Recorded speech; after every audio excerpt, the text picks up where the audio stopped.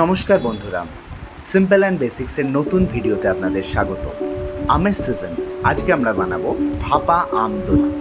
এর জন্য আমাদের প্রথমেই বানিয়ে নিতে হবে হাং কার্ড। বাড়িতে বানানো বা বাজার থেকে কেনা টক দই এভাবে পরিষ্কার কাপড়ের সাহায্যে ছেঁকে নিন প্রথমে।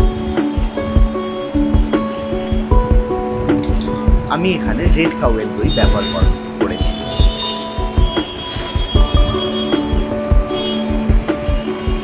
ছাঁকা হয়ে গেলে একটা ভারী জিনিসের সাহায্যে এভাবে খানিকক্ষণ জল ঝরানোর জন্য অপেক্ষা করুন। জল ঝরানো হয়ে গেলে দেখতে অনেকটা এরকম লাগবে। এবার এর সঙ্গে আমি অ্যাড করছি দুখানা পাকা আমের ছোট করে কেটে নেওয়া এবং ব্লেন্ড করা পিউরি। আপনি আলফানসো বা হিমসাগর আম ব্যবহার করতে পারেন।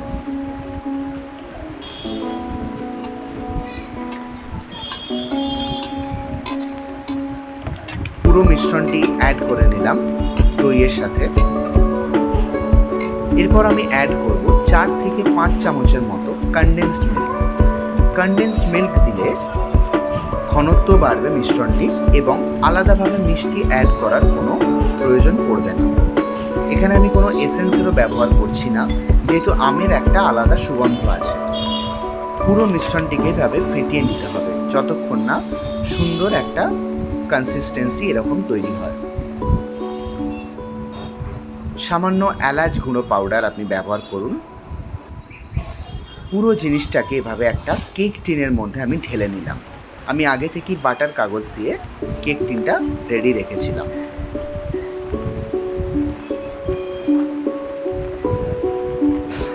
কয়েকবার ট্যাপ করে নিচ্ছি যাতে এর মধ্যে এয়ার বাবলস না থাকে। এরপর একটা অ্যালুমিনিয়াম ফয়েল দিয়ে কেক টিনটাকে এভাবে কভার করে নিলাম। এরপর আমরা